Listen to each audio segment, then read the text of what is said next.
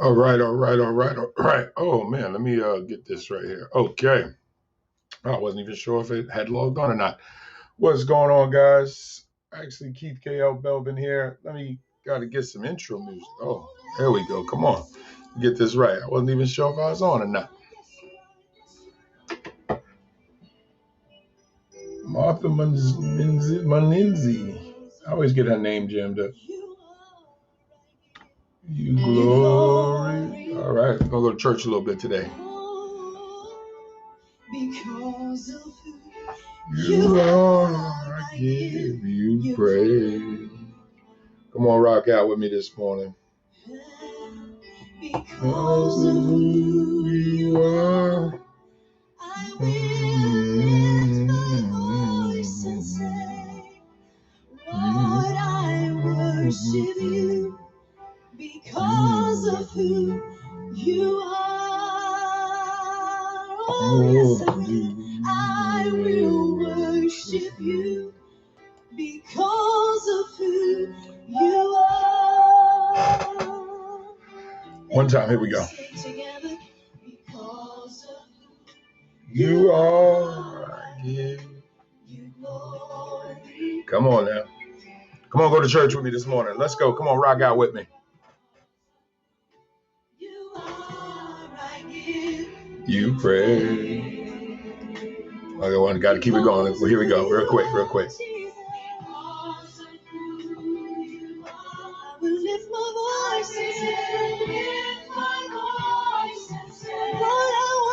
Lord, I worship you because of who you are. Yeah, love it. That is because of who you are. By Martha Menenzi. I always get her name mixed up. Good morning. I am Keith KL Belvin, crisis specialist, author, and educator, and more importantly, man of God. But this morning, I want to have a conversation about the relationships in church, because again, it goes along with the mental health ministries that I'm trying to create. But before I do that, I want to give a shout out to the sponsors, because there are people behind the scenes who root me on, who support what I do. And I want to give a little shout out to some of those folks. First and foremost, let me give a shout out to, let me do this right here, full screen mode. There we go. Let me give a shout out to Chef Danielle, the owner and operator of Ethel and Annie Mae's Soul Food Kitchen.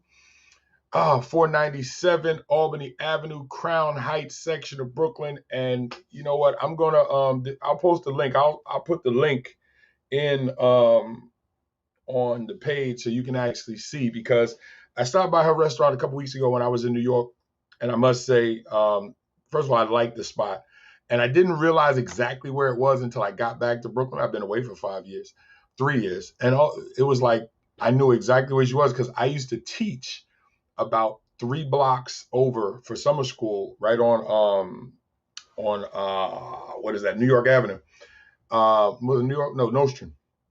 And so it was just actually outstanding to see where she was at. And I am praying that the folks in the neighborhood reach out and support, because there's a diverse neighborhood where she's at, and her food touches. And here's the thing that I paid attention to when I got there.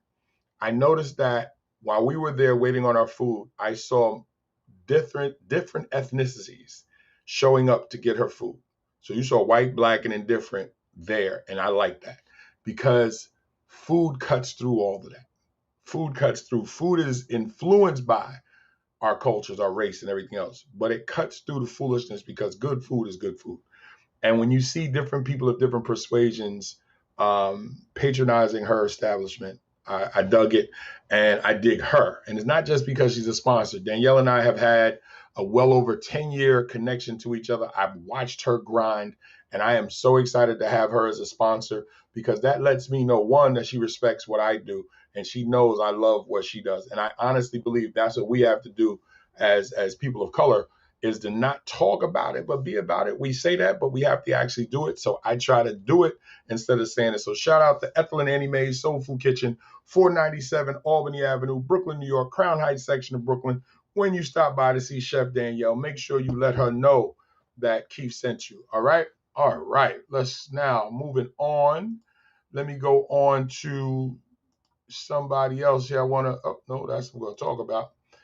This is something else that I'm involved in. I've actually joined myself because you guys know I've written 5 books. I'm in the process of writing 2 more, and I'm rewriting From Gigolo to Jesus, which is going to drop January 2022, and actually February 2022.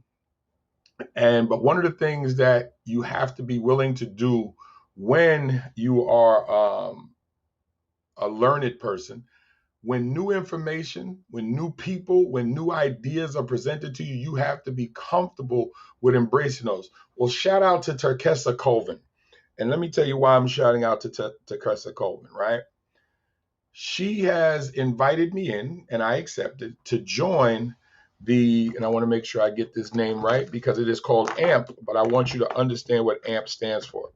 Amplified Marketing and Profits community, right? And I pay a monthly fee, all right? But here's the thing. Terkessa has written 19 books, but not only that, she is somebody that has immersed herself into this lane so deep that the information that she gives, you would be crazy not to be able to use it to be able to help breathe life back into your books and to make money.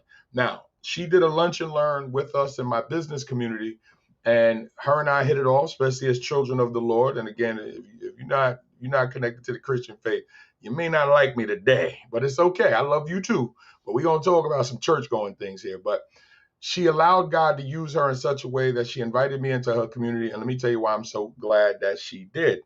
Because when you can come to someone who already has the know-it-all, the wherewithal, not know-it-all, the wherewithal, and has systems that are proven to work, not people just out here talking, but proven systems. Now, do you pay for that? Yes, you do. But here's the thing. When she gives you access to information, and she caught my attention when she said you can make $250,000 with your book. I was like, yeah, right. That's cap, as the kids say. No, it is not. And cap means that's a joke. But I was like, when she broke down how you do that in the multiple pieces and what it's connected to with your book, not only did it make sense, it directly aligned itself with what my business coach had been teaching me. So now here I had the system. Now, like anything else, you have to work the system. So if you're interested, if you're an author and you have a book out and you're like, oh, I just don't see my book doing what it's supposed to do. And all of the guys from Braven Publishing, I will reach out to you over the next month to give you information on how to join, as well as I've been promoting it. And the reason why is because she gives you the blueprint. She holds you accountable. We have work sessions, and work sessions are, we get together, say at 11:30, right? And for an hour and a half, our cameras are on, but we're not talking, we're working. And we're holding each other accountable for that hour and a half. So we're getting work done while we're pretty much not watching each other, but holding each other accountable by being on that day to work. Let me tell you something, it's very important because you wind up getting more work done, and it works. And there's a lot of other things that she is teaching. So shout out to Terkessa Colvin. If you're interested in joining the AMP community, just hit my inbox on whatever site that you're watching me on, and I will gladly send you the link to be able to join. Yes, there is a monthly fee, but here's the thing. You have to invest in yourself.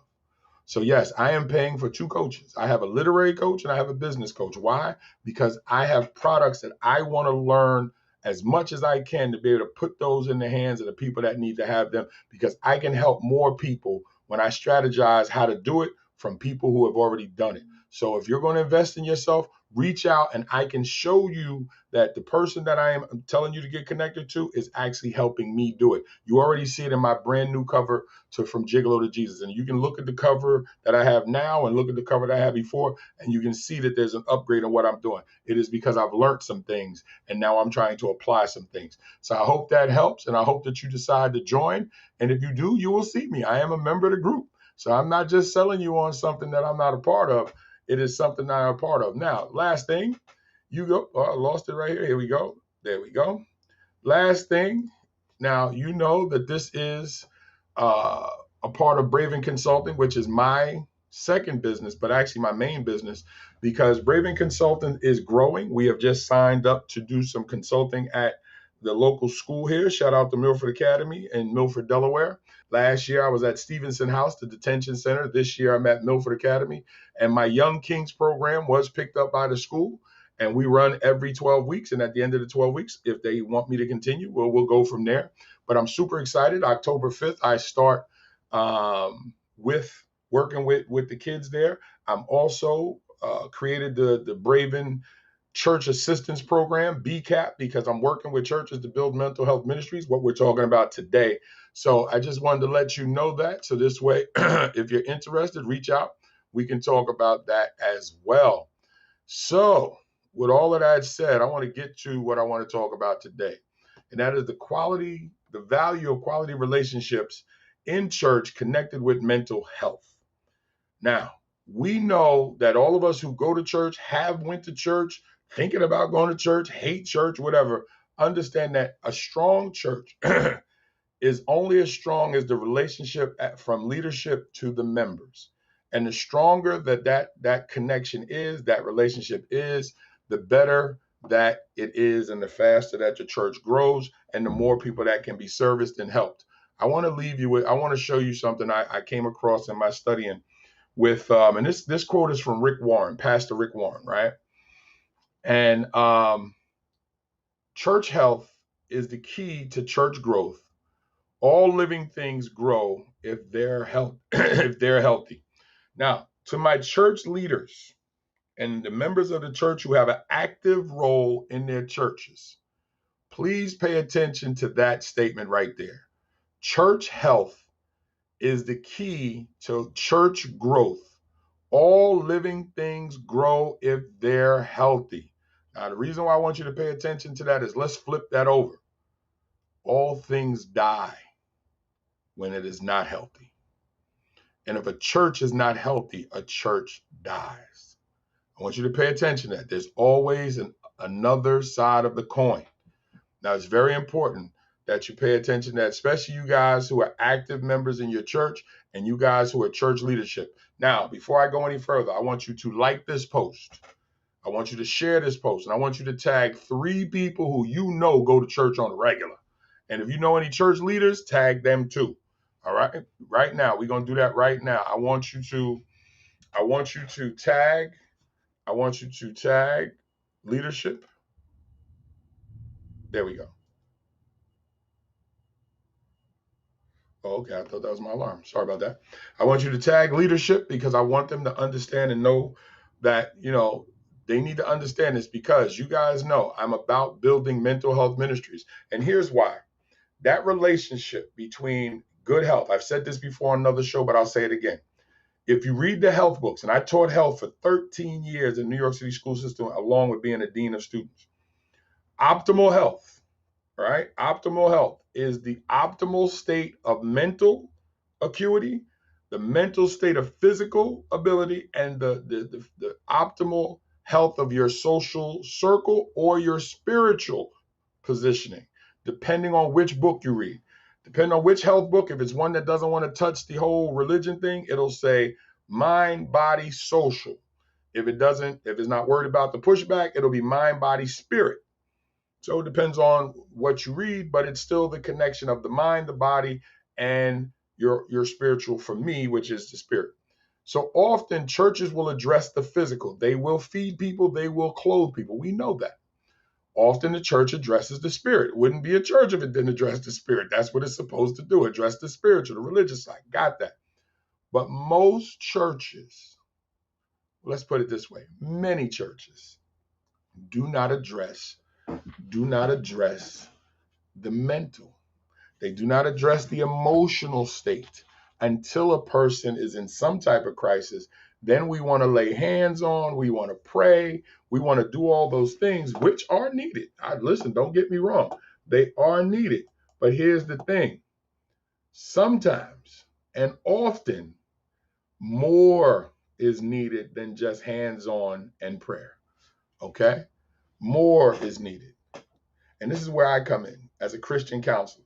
Y'all see the degrees on the wall back there. I have 2 master's degrees and I have 2 other, a bachelor's degree and an associate's degree. So I went to school to do this, but not just that. I've also been involved with people and helping them. And I do this right now. I am a Christian counselor right now. I have clients who I see through some of the churches that I work with. So I know how valuable it is when somebody inside a church can address an emotional position that they're in that is hurting them. And here's what I find. Now, church leaders, please pay attention. Often the reason why they do not come to the church or people in the church, two reasons. One, the major reason is they feel uncomfortable sharing their darker details with members of the church. That's one. Second, they feel that if they do, people are going to talk about them. Now, come on now, let's keep it very real. We know that there's some loose lips in the church. We know that because there's loose lips in the world. There was loose lips when Jesus was walking around. But when we're dealing with emotional issues, when we're dealing with a person having some mental instabilities, the last thing they want is that they think people are talking about them, because the first instance is to clam up and say nothing. So here's how we build that relationship up. One, leadership has to acknowledge that they know that their people are going through something. And often leadership does that. And then they'll turn and say, let's turn towards God, which we're supposed to. But sometimes and oftentimes, God will send you somebody who doesn't show up in the appearance of what you thought it should look like. We saw that with Jesus. They thought like a superhero was going to show up. And here's this dusty dude on a donkey. They had no idea that this dusty, humble dude on a donkey was actually the Messiah. And so 7 days later, some of those same folks wanted to kill him and did try to kill him. Now, we carry that forward because we have a lot of folks right now who don't understand what a Christian counselor looks like. Well, it looks like me. Why? Because I used to be a misogynistic whore who was out here doing all type of foul stuff. And God found me and cleaned me up and put me on a path to do better and put me on a path to be greater.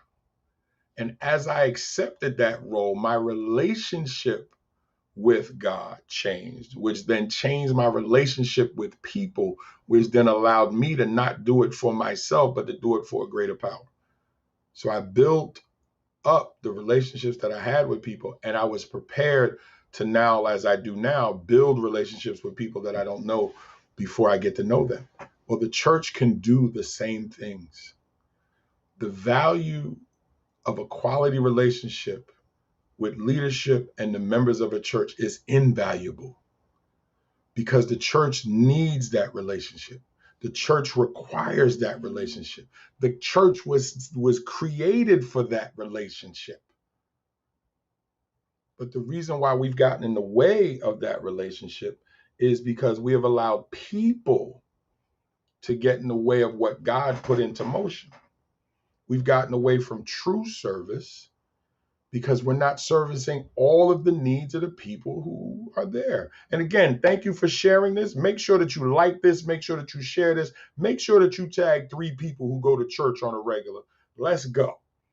All right. If you're watching me right now, somebody on your page needs to know who I am. Like this and share this out on your page right now and tag 3 people who go to church. Because right now, somebody is sitting in church or going to sit in church today and be in pain. And right now, we just saw a hurricane hit the Louisiana area where they may not have lights. They're not going to have power for weeks. So you know how many people are going to be near death or dead? What's going on, Brother Jose? I appreciate you. Love you, bro. So those people are going to need emotional help. The church is supposed to be at the forefront, not just the feeding, not just the repair, but at the forefront of the mental stress that those people are under. And many of them are Katrina victims. So now, again, they're right back in the same situation that they were in when Katrina hit. So you don't think that they're going to be under emotional stress? Of course they are. The church is supposed to be out there. This is where those relationships come in. And I'm not just talking about first aid. I'm not just talking about food, which all that is necessary. But we're going to have to help some of these folks, because now, how are they supposed to believe they're safe or going to be safe? How are they going to believe that God is real if now all of a sudden they lost everything again? See, we lose out of a lot of people who would be connected to the Christian faith. But the minute things go awry and we're not present, and when I say we, meaning the body of Christ, meaning those members who believe in God, well, then automatically we lose out because people check out. Listen to my atheist brothers and sisters. This is why I have friends that are atheists. I have no problem with them being atheists. Listen, that's their choice. But listen to them. They criticize the actions of the people in church, which is why they disconnect. The quality of relationships disappears. I got an atheist brother, shout out to Troy. He gives Christians the business on his page. You show up on his page and try to promote some Christian anything, he's giving you the business. And I mean, it's intellectual business too. You better come right. Why don't you think he attacks me? Why don't you think he disrespects me? He's not fearful of me. We have a great relationship. He respects me because he respects my consistency when it comes to the faith. He respects my understanding of the faith. He respects our relationship. Now, we are connected through bowling, but we've had more conversations about church and if God is real and everything else than we've had on bowling. But you know why we love each other? Because he respects the man I am as a man of God. He actually says, I wish more Christians were like you. Now, I don't want that. We don't need a whole lot more of me's running around here because I'm the original. I don't want I got enough fake people running around here. But why I love him is because he's real with his hate. Now, my job is to soften that hate. My job is to be connected to him and be me. So if he ever decides to make a pivot, I'll be one of the first people that he reaches out to. He even said so. He said, if I ever thought about it, Keith, I'd come back and hook up with you. And I respect that. So I don't know who needs to hear this today. I don't know who's watching this today. And I want to ask my church leaders if you're watching, if you're strong enough to watch. I know some of y'all said, oh, I'm not watching it. How are you building the relationship with your members in the mental health side? How are you addressing their pain? Yeah, I'm going to ask you. Because these are some of the questions I'm going to ask you when you and I jump on a call. And we should jump on a call. Don't be scared. Come talk to me. I'll explain to you my program. I'll explain to you how you can set up the mental health ministries in your church. I'll explain to you what BCAP is. And BCAP is Braven Church Assistance Program. I show churches how to set up mental health ministries and help people get the mental health services that they need. The church has everything in place already. Now, if you're not sure what any of that means, reach out to me. Get on a call with me. Let's talk. I do this for real. I do this every day. I have a session at 1 o'clock today, and I have 3 sessions this afternoon at 5, 6, and 7. And I got a bunch of progress notes that I got to write too. But this is what's real, and I'm real with mine. And the reason why is because there's a lot of nights that I spent in my own head trying to figure out what's wrong. And I called out to God.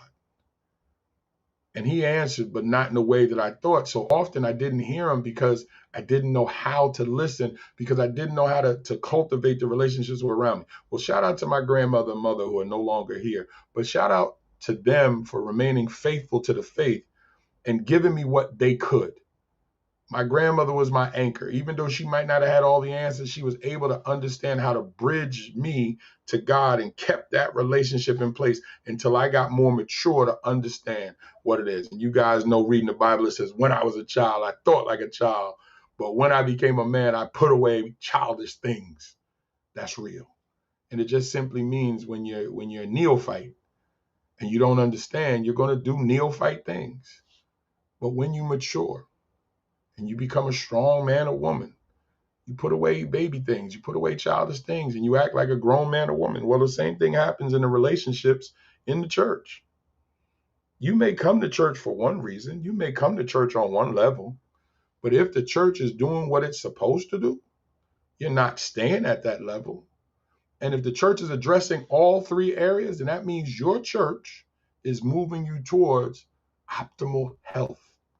If your church is feeding you spiritually, which they should, if your church is feeding you physically, which they should, and if now with my help, when we can sit down and put the mental health ministries in place so they can feed you spiritually, you now have went to a church that is now helping your whole being.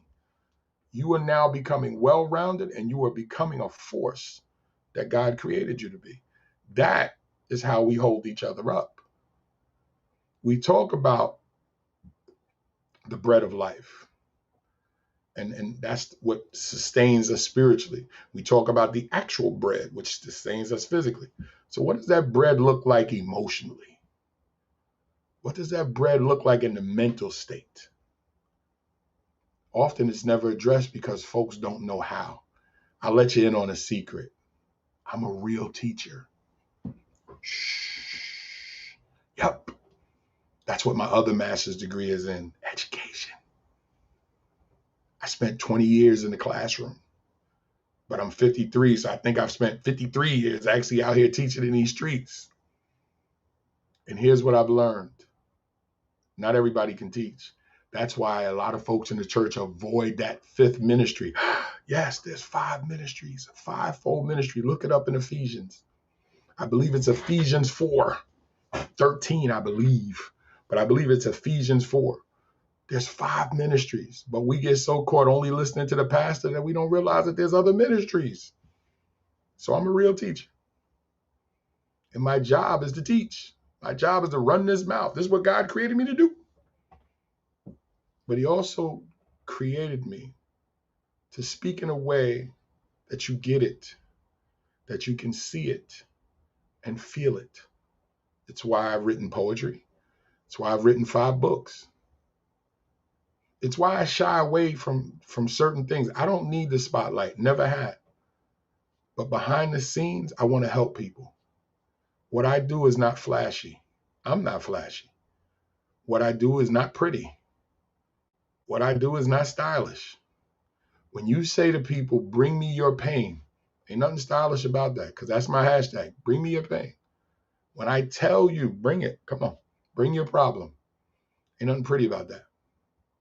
It's not stylish. You don't make a lot of money doing that. And when I say we can fix this, I'm placing myself on the hook. Because now I've told somebody we can do this. Well, here's what I promise. Even if I don't have the solution, I'll rock with you till we can get somebody to step in to help you. I'll do what I can. Can I fix every problem? Lord, I wish I could, but I can't. But I'll do my damnedest. Because that's what God built me for. See, we talk a lot in the church. We talk a lot in the church. But it's a fantastic word salad. But when you cut through a lot of the foolishness, there's a lot of people sitting in that church hurting. Y'all heard me say this, and I preached about it, and I've talked about it. It's called the Miss Seeley factor from Color Purple. And I've said this before. It's just simply when Suge Avery was having her moment, and we had the juke joint folks in the church, we had the church goers, everybody celebrate. So we got the sinners and the church folks all in the church having a moment. Except Miss Seeley. Sad, because she was empty, because it wasn't her moment. It was her friend's moment. It was Suge's moment, but it wasn't her moment. And she was empty. And she's wearing black. And she's clapping her hands. But there's no emotion there. There's no in the moment, because she's been abused. She's a domestic violence survivor, sexual abuse survivor. She's been treated, called names. She's empty. And here's what many of y'all miss in that movie. It was the abuser, Mr., who had his moment. Remember the song, God is trying to tell you something. Again, what does any of this have to do with relationships? Pay attention. It was the relationship to God. Remember, Mr. was sitting right back, kind of looking as gray as I look right now, rocking back and forth as Suge walked by. He just rocking. And the song is saying, God is trying to tell you something. And with the music playing in the background, we see Mr. get up, go to his lockbox that he moved to the chicken coop, because remember, they found it earlier in the house.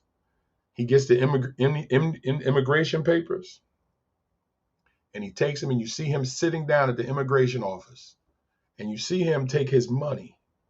So he takes the immigration papers and his money, and then you see him go to the immigration office, and then we see that fantastic scene of everybody out on the steps and Celie running through a field. Do you know why that's so beautiful and why that still makes me emotional?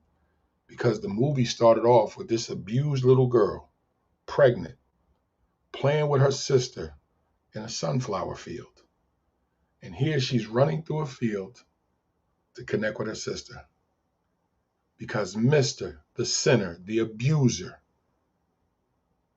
was able to make something right. See, God works like that. Now, Mr. gonna face what he gonna face. But he had his coming to Jesus moment. He said, let me try to do something right. See, God says he'll make everything negative turn out to a positive.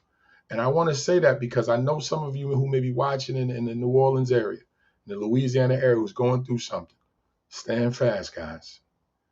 God will be there. I know it's hard. I know you're thinking, what? Keith, you don't understand what we go through. No, I haven't been through what you've been through. I've been through hurricanes. I've been through 7. But I haven't been through what you've been through. But here's what I do know. I know God sees it all and will deal with all. And if you're still here watching or you're still here breathing, that's a solid relationship. Don't change that. But like I said, when you saw Miss Celie cross that field and get with her sister, now the movie was complete. And for some of us, we need to be complete like that. And the church has the opportunity to build that relationship where we, as the body of Christ, may have an effect on a sinner like Mr., where he wants to do what's right. That's why I don't close the door to my atheist brothers and sisters. I don't close off relationships. I don't just hang out with church folks. Actually, I don't hang out with that many church folks. Often they don't like me. They don't like my behavior. They say I play too much. It's okay. God understands, because God gave me this sense of humor. God gave me this wicked tongue of mine when I choose to unleash it. But I serve him. And I worry about those relationships because I see people, white, black, brown, Asian, whatever, hurting. And I don't like to see people in pain. I don't care what color you are. And my clients are as diverse as what I'm talking about. I got white clients, black clients, Latinx clients, and Asian clients. I have one Asian client. Yes. So I am living what I am asking you to do. And that is, one, you should have shared this by now. Because if you're just watching me and you're connected to a church family and you didn't share this, why not? I'm going to ask you before I get off. Why haven't you shared this yet? Why haven't you let somebody else on your page know who I am if you go to church?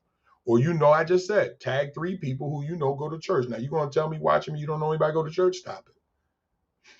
And if you haven't shared it, that's my question. Why not? You can put it in the chat if you like. You can tell me why you haven't shared it. I'll listen. I don't get hurt. I know not everybody likes me. If I did that, I'd never get on camera. But here's what I've learned, guys. I know that there's people watching who may never say anything. And when they see me, they actually pull me to the side and be like, I like your videos. Sometimes I wonder why they're whispering, though. They're like, I like your videos. And I'm like, why are we whispering? It's okay. You can tell people out. So it's all right. Listen, I wrote a book from Gigolo to Jesus. I wrote a book from Gigolo to Jesus that I'm rewriting because I want it to be stronger suited for what I'm going to be doing coming up. I'm creating course material. I'm creating a cohort. And a cohort is simply where you come and hang out with me for 5, 6, 7, or 8 weeks, and we work on what's wrong with you. And then I'm working on a private group that you will now have a community to go to.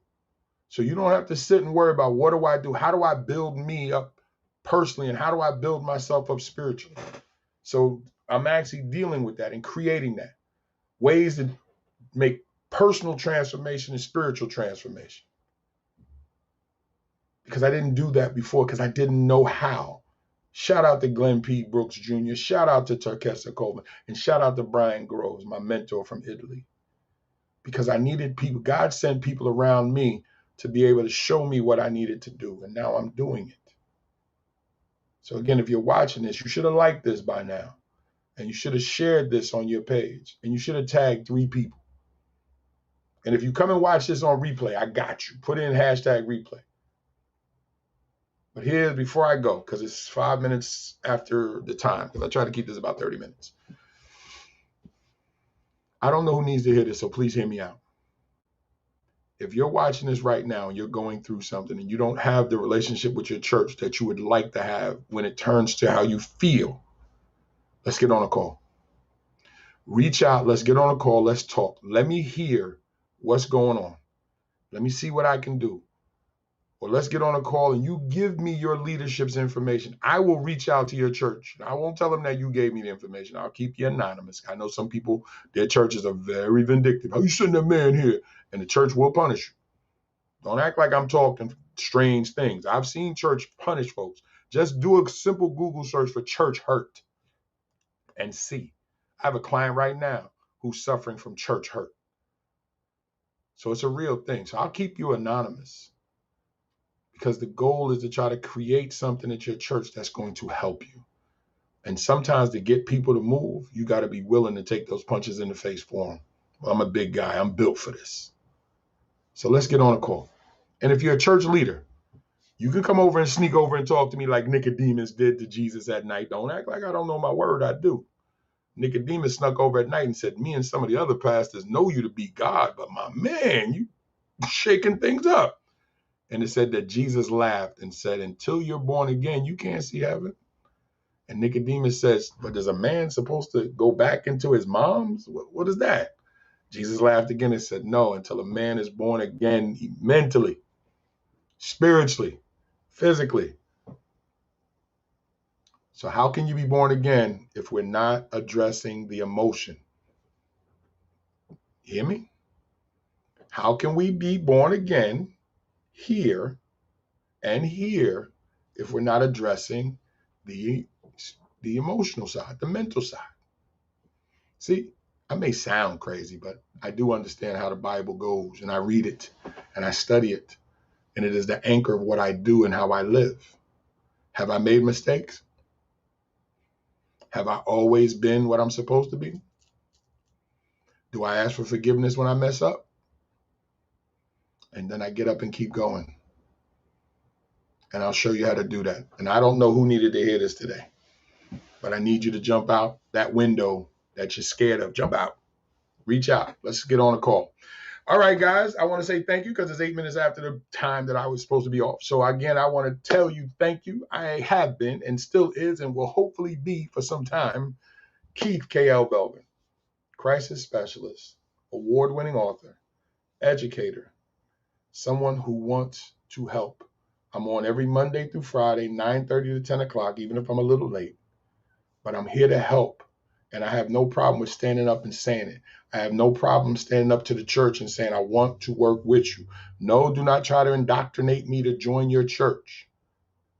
I want to work with your church, but I am a child of God. And I do believe in Jesus Christ as my Lord and Savior. So if you ask me what church do I go to, I am a member of the body of Christ. I work with multiple churches. And I claim Jesus Christ as my Lord and Savior. If that's not enough for you, then I might not be the person to work with you. And I have no problem telling you that.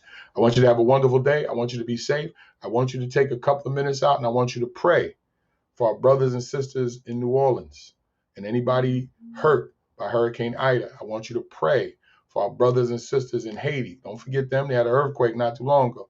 And I want you to pray for our brothers and sisters over in Afghanistan, those that were left and those that were hurt, as well as the soldiers who had to endure all of that.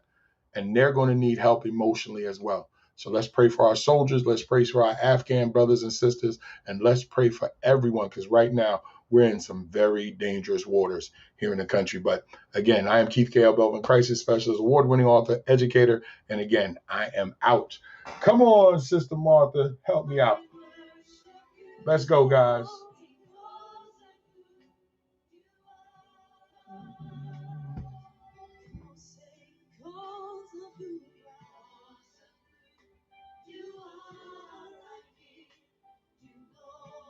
Give you glory.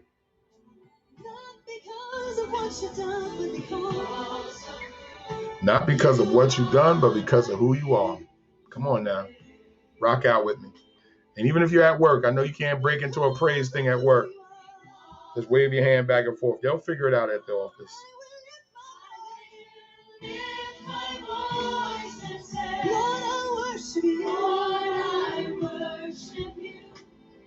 Because of who you are.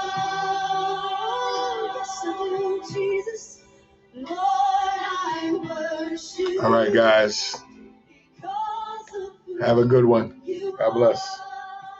Oh.